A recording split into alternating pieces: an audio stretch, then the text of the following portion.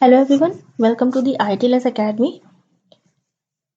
Our today's lecture is on the topic drug nutrient interaction and prescription of nutritional products.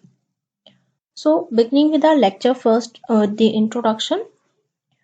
Here we know both micro and macronutrients may interact with the drug therapy, and these interactions may be positive or detrimental, leading to the failure of the therapy or drug toxicity.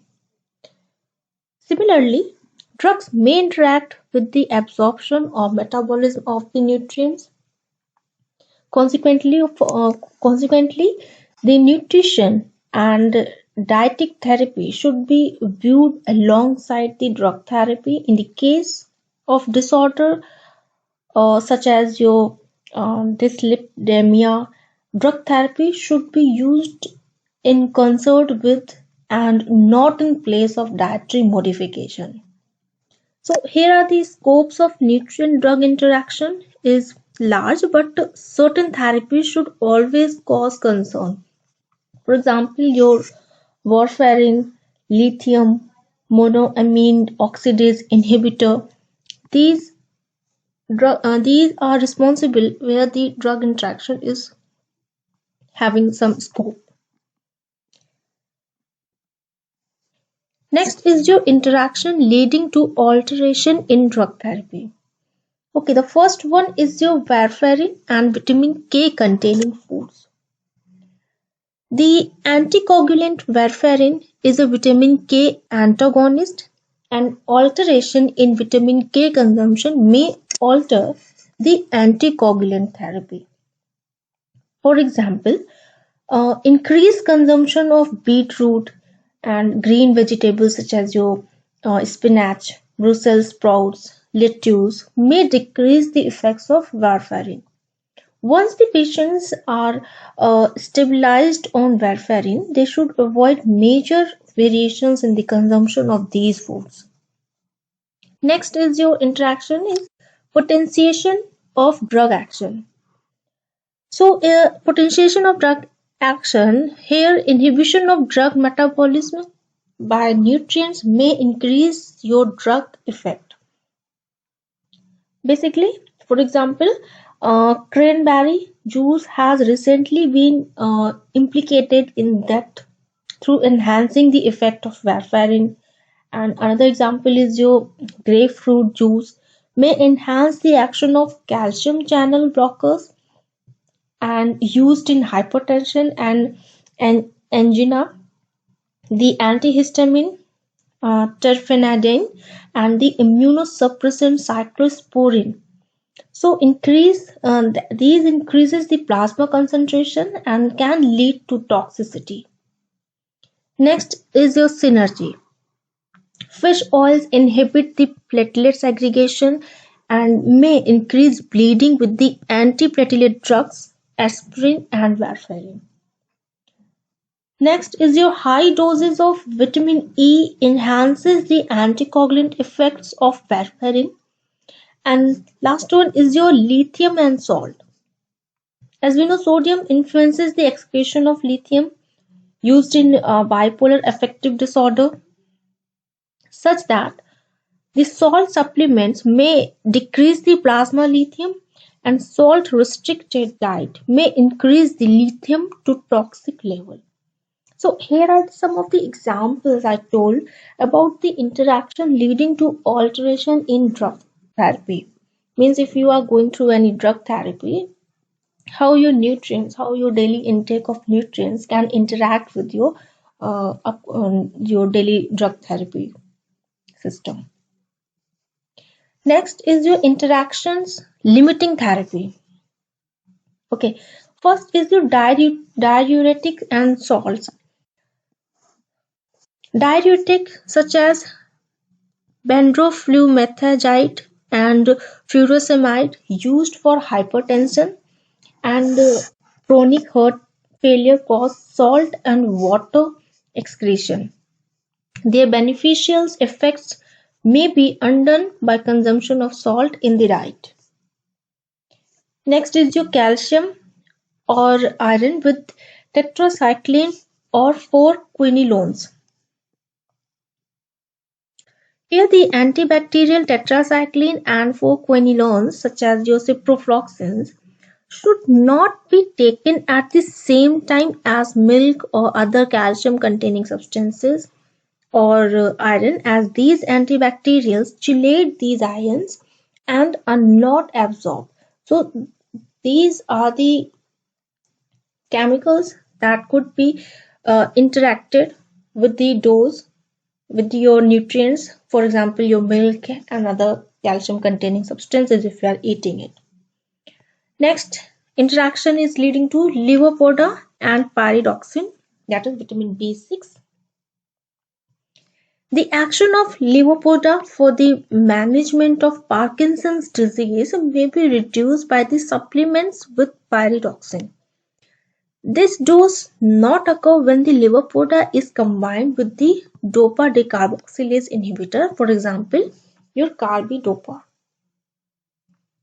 So these are the examples of how your drugs are interacted with your daily intake of the nutrients, and if they limits the effect of therapy you are going through. The next example is your isotretinoin and vitamin A. The isotretinoin is a retinoid used in acne and should not be used with vitamin A supplements due to the risk of vitamin A overdose. Another example I'm taking here is your monoamine oxidase inhibitor and tyramine.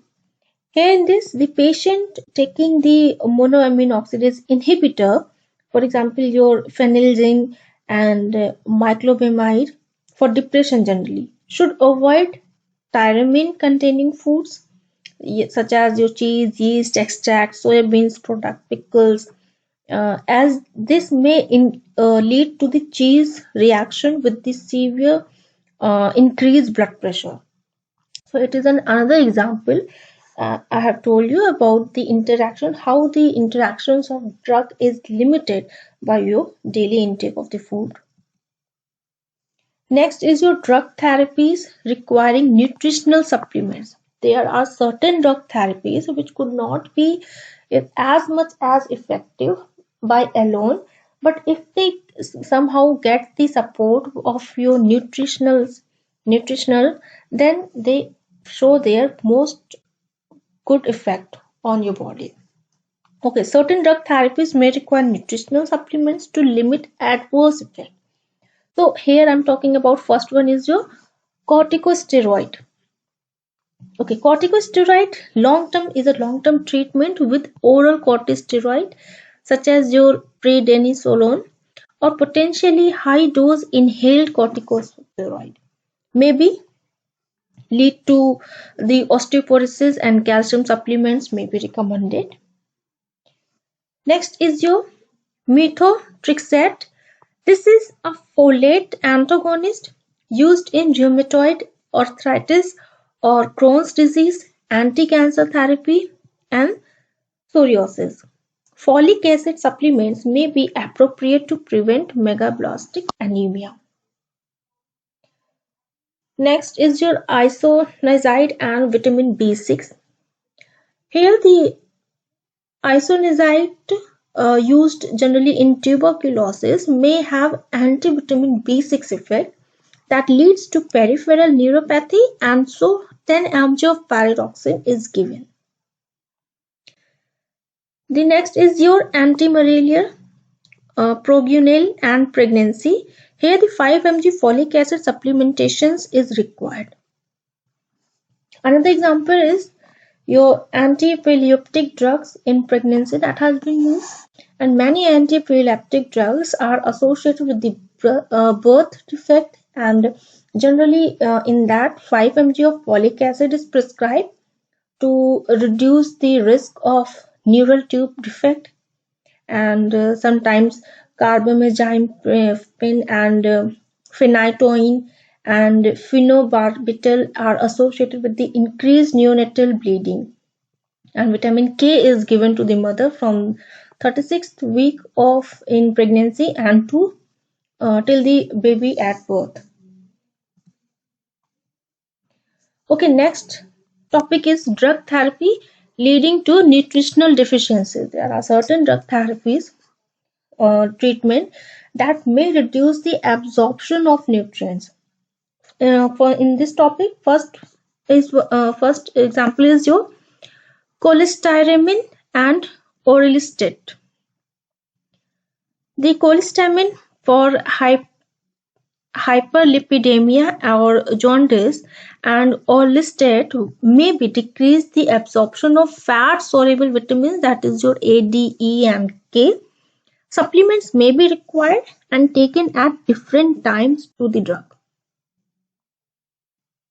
Next is your antiepileptic drug and calcium. Here the enzyme inducing antiepileptic drugs, for example your carbamazepine and phenytoin, may induce the metabolism of vitamin D, leads to calcium deficiencies, and this may be overcome by vitamin D supplementation.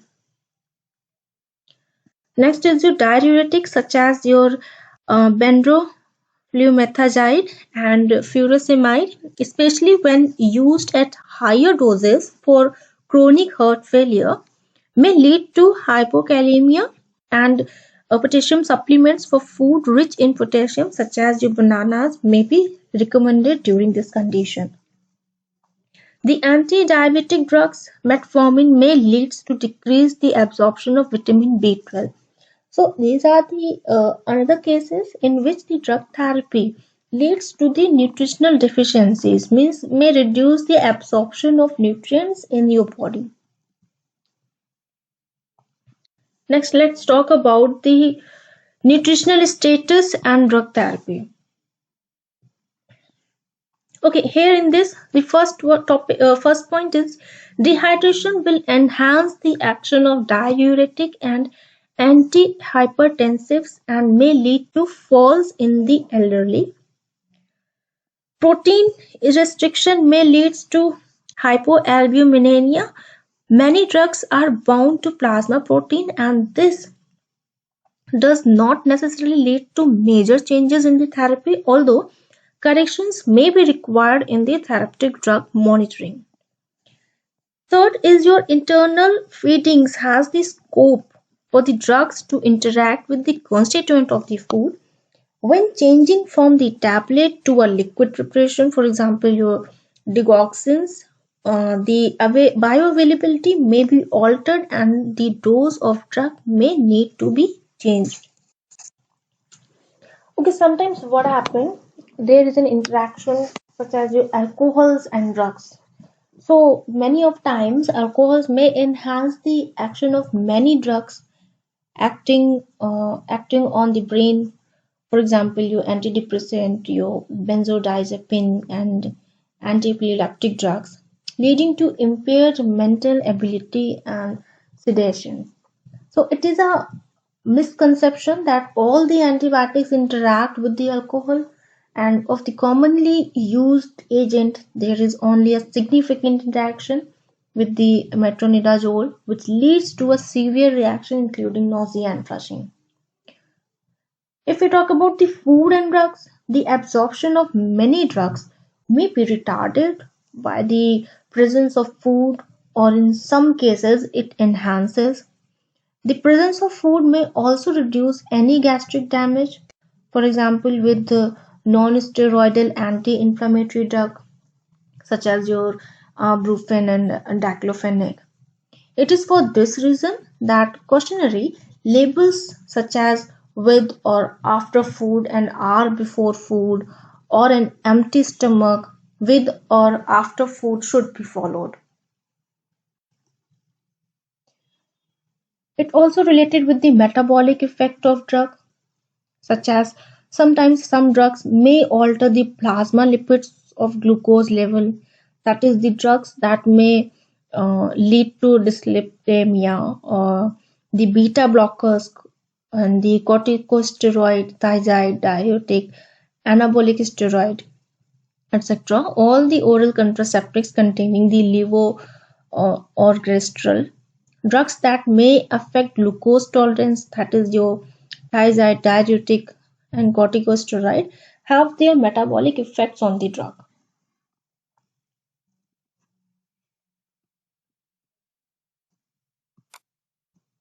Okay, the next is your effect of drug treatment on appetite and feeding. Okay, some drug treatment may affect the appetite or eating. For example, anaerotic effect with anti-obesity drugs, for example, sibutramine and digoxin. Next effect is your weight gain. With it occurs generally with sulfonylureas and sodium valproate, antipsychotic drugs, corticosteroid, tricyclic antidepressant, and insulin. Taste disturbance may occur with your ACE inhibitor or your calcium channel blockers or anti-cancer therapy drugs. Sometimes also there is a effect of dry mouth, and it occurs due to the anti-muscarine effect, for example with tricyclic antidepressant if you are using a new drug. Your oral mucositis, this is a common side effect of anti-cancer drug, especially with alkylating agent, your methotrexate or fluorouracils, where interference with cell division leads to oral ulceration, and this may be exacerbated by poor oral hygiene. Saline mouthwash are often used for the relief. In the case of Ferroceriol, the BNF recommended sucking ice when it is infused. There also occurs the problem of nausea and vomiting if you are using digoxins, anti-cancer chemotherapy, opioids such as morphine, certain drugs for Parkinson's disease, erythromycin, theophylline. There also occurs a problem of gastric irritation, such as if you are using the drugs of non-steroidal anti-inflammatory drugs, in particulars, are associated with the gastric damage also. So these are all the effects that sometimes occurs when you are using and when there is an interaction of your drug with your appetite. So these problems as a side effect of the drugs may arises. Next, let's talk about the prescriptions of nutritional product. So all nutrition product within the, if you talk about UK, can be bought without a prescription. That is, none are classified as prescription only medication that can only be obtained if prescribed by a medical practitioner or other specified healthcare professionals. However, some nutritional products may prescribe for a specific condition and are then categorized as drugs rather than the food. This facility is important for patients with the chronic conditions who may need expensive special uh, products over a long period of time. For example, your celiac diseases where gluten-free products are required. So prescribed nutrition products are listed in British National Formulary Appendix 7. Borderline substances such as your food that may be prescribed for clinical condition alphabetically by brand name of the product. Next is conditions for which the food may be prescribed alphabetically by conditions. If a specific condition is not listed or a broader category should be sought, for example, Crohn's disease is